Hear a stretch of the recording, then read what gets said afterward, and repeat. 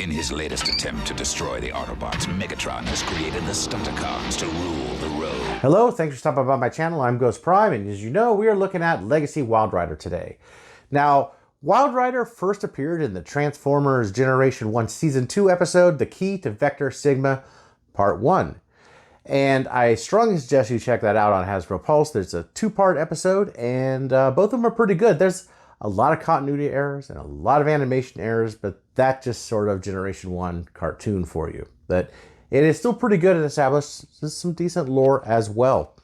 Now, this one is the third figure we've gotten so far in this. I don't think the other ones have been released, at least not in the United States yet. We don't have Dead End showing up in stores, and none of my pre-orders for them have popped. So Wildrider it is for today.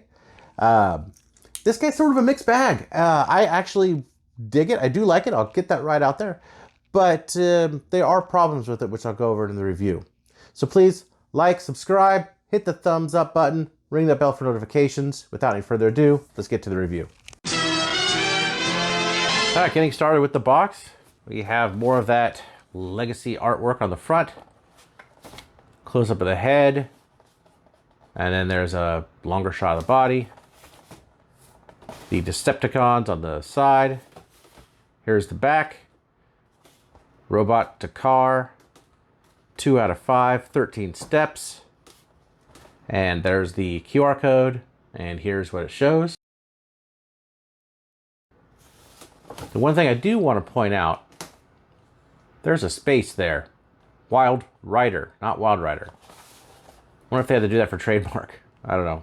It's a non-issue. I just thought it was funny. Transformers Legacy at the top. It, of course, does come with a set of instructions. Now, one thing I do want to point out real quick. Do not, see where's that? Do not try to follow this part right here and get those that wide. You will break it. Which I will go over in Transformation. He also comes with 2 guns, which are very reminiscent of his Generation 1 guns, which is fantastic. They are the same. So you can combine them like this, and if you have multiple Wildriders, you could just keep on combining them, sticking them all together. Or I guess you could do this as well, if that's something you want to do. But they are painted with that nice silver on them, so I'm glad to see some paint on the weapons. And then we have the robot. Which, getting into the robot, looks pretty good. I love the red, shows up on the arms, blue on the chest. No paint here, very, very dark, just the black plastic. Could maybe use a few accents. One little point is it's way back in there, but there are 2 screws there that are exposed. I don't think it looks too bad because you can't really see them. There is the point of this backpack, which, you know, is not optimal, but he stands well with it. And that head sculpt. So I think this head sculpt looks pretty excellent. His eyes are painted, but they're also... Let's see if I can get this without destroying my setup here. I can't really see it. Maybe a little bit there. There's a bit of light piping on it, but they're painted over and it doesn't really shine well. It's like they decided to have light piping, and then before they got to it, they're like, we'll just paint the eyes. It doesn't look bad, actually. The eyes kind of pop in the light, so it's not too bad. An otherwise dark figure. Otherwise, you know, that's pretty much it. I think he's got some good detail on him. That definitely harkens back to his Generation 1 toy and cartoon model, but he has some hollow bits. Hollow here, hollow there, a little bit in there, but that's to be expected. Otherwise, I think he looks pretty decent. Pretty decent. He does have these 2 guns, which you could hold on either hand, and you could also hold both of them in one hand if that's the way you want to do it. But he has 5mm ports here, which are mainly for having him in combined mode. And not really anywhere else besides on the back, which is for car mode. So you don't see any like big holes on the side, which is good, which is really good. And you'll see when we get to car mode as far as that's concerned. So before I get into articulation, let's get into some comparisons. And here he is with his Combiner Wars counterpart, which As you can see, the head sculpt on this one is actually pretty good as well. I think both these are very different. So get them in focus. There we go. So pretty different, but both equally good head sculpts. However, this one, the Legacy one, does invoke the character much more because this one was just a repaint with a new head. Here he is with his Generation 1 counterpart. I really like the way these guys look together. These guys both have a really nice screen. You can really tell that that's the same character. Okay, getting articulation on this guy. He has, I think it's a mushroom peg at the head. You can't really look up or down. He has a little bit of up, I guess, due to transformation. You can move his shoulders all the way around, out that far, biceps all the way around, 90 at the elbow, no wrist swivel. He has waist swivel, which is completely nice and free and clear. His legs can go out to about there. Now, interesting about his legs. So this goes to about there, and then see if I can get it on camera. There. It kind of like snaps right there. Both sides do that. So you can't really get him in a little tiny A pose. You kind of got to go out to there before you can do that. Anyway, he does have thigh swivel. He has knees, which are soft ratcheted. You can get him to have a bit of a forward, that's due to transformation, on the ankle, and he has ankle tilts. Otherwise, that is it for articulation. But again, it's what we expect from a modern Transformer. Now, let's take a look at this backpack. I do want to get this out of the way. If you don't like the backpack with these wings here, you can, and this is how I usually keep them, just snap these back up in here. It's part of transformation, but they just snap right there in like that, and then you get that. So it looks like that. So I like this much better. I mean, it still has a big backpack, but it's not too dissimilar from the Generation 1 at that point. How it sits like that actually looks quite similar, so I harken that up to a design feature. But that's kind of how I like them, and I'll display them in robot mode until I get all of Minosaur together. So let's go through transformation now that we're already here. So transformation. The first things we're going to do is we're going to go ahead and just put his wrists into the arms. Make sure the arms are straight. Now these are actually pretty tight. They go about to here before you got to kind of really press hard. And that goes for the same side right here, like so. You want to take his chest, go ahead and just open that up like that. Push his head in, up, and then take the hood of the car. And this is where it's kind of tolerance issue here. So you have these two little grooves, and you have these right here, these pegs and these notches, and you want to get those through, and it's not always easy to do. It really wants you to kind of press them through, and I always feel like I'm going to break it to get that through. Once you get that through, there's the front of the car, and then it has this faux window here. You take the front windshield and snap that in. Make sure it's all snapped together. There's the front of the car. Turn it around at the waist. And then what we're going to want to do is go ahead and open the legs up like so. Now in the directions, it shows that these open much wider than they do. They don't really open that wide. Go ahead and move the feet all the way up. And there's a peg here and a hole here that that's supposed to clip into, which it doesn't really do well.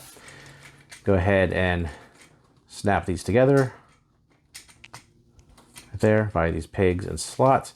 The knees are on, so you got the regular ratchet knees, right? And there's another hinge. So you want to pull this like that. So you have another hinge that pushes those all the way around. Now what I mean about these don't open all the way, you see it kind of hits there. It's a tolerance issue. You kind of got to pull them out a little bit, and it feels like you're going to break the plastic. Then move them all the way around to take this down, and they snap together like so. And there you have it in car mode, which, in my opinion, really looks awesome. I love this thing. I think it's beautiful. You do have a gap here, or you either have a gap here or you push it down and have a gap at the top, which that is another issue with tolerances. But he does roll pretty well. And you can see this paint, the shine on this paint, how it's almost a pearl. This maroon color is almost a pearl. It actually is a really, really nice paint color for that stripe. It is gorgeous. You have the Decepticon logo that shows up here, and these windows that are translucent and don't show any robot bits through it. Well, I guess you can see it in the light a little bit, but I can't really see that in person or like in a natural light setting. They look gorgeous, and it's not really picking up super on the camera. They're super red. They look almost orangey in my phone here, but in person they're very deep red. It's good. Like, I love the way this thing looks. And of course he is supposed to be a Ferrari, but we can't have the Ferrari now, can we? And there's very little differences besides the back, which of course does not have any paint on it, but this is very different than the actual car. And the front's a bit different, and there's an angle here that the original doesn't have, but they even kept that scoop. So it looks just excellent. It looks beautiful. I mean, I got this in the car mode, and I mean, it is solid, and I love it. It looks gorgeous. Here he is with his Combiner Wars counterpart. Now, one thing I did forget to mention, these two have very similar transformations. They are incredibly similar, but of course they are not at all the same car. But these do look fantastic together, being the same type of car. Get that in frame. No, I really like how these are so similar. Of course, it does not have this gray piece here. Mine is super faded, but that's not an issue for me. And this kind of harkens back to the cartoon, so it's a throwback to that. Maybe I'll get a Toy Hacks for it. Maybe I won't, depending. I mean, you're not going to see very much of it, right? But yeah, I think these look good together. In the bottom, they even kind of look alike on the bottom. I love when things come out beautifully updated like this. It is a beautiful update to the original. All right, and one last quick comparison. There he is with the vehicle forms of the three. Right there. And I think they look damn good together. Now lastly, to get this guy into leg mode, it is really easy. So you just take this piece right here, kind of pull that down, get that part of the window up, and then just fold that up. So you have this, it looks like kind of like a foot there. Take the leg piece, turn it around, and you'll see two pegs right there and two ports right there. And then this is a button, and that just presses on that. And it is kind of difficult actually for me to get on there, so if I have to struggle with it, I'm gonna edit it. But let's see if I can do it.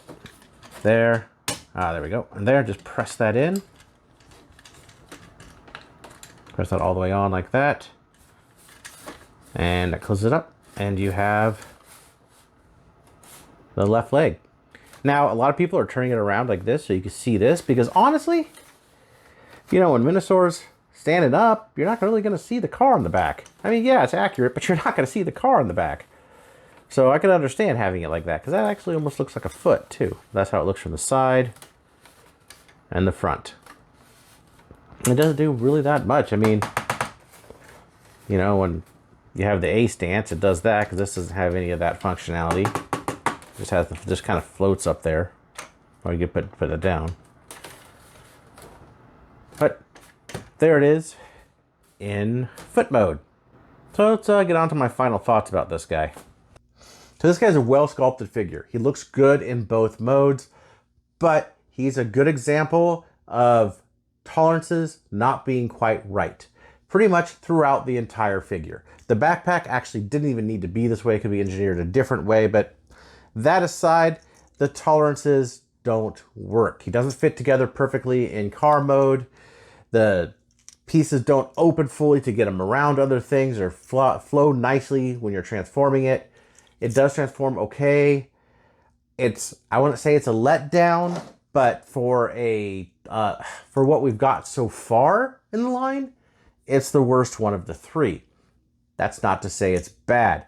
And I think that was probably a breakdown somewhere in the manufacturing process or somewhere along there. They could have tested a little bit more. Maybe they ran out of time to get them all out at the same time. But it shows in this one. It's a great figure, highly recommended. Even as a standalone figure, he's pretty damn good. So I definitely can recommend him on both getting him for Minosaur and as a standalone figure, but just know the tolerances just aren't up to par. And, you know, it does have some big shoes to fill. So anyway, haha. Thanks for watching, and I'll see you guys in the next review.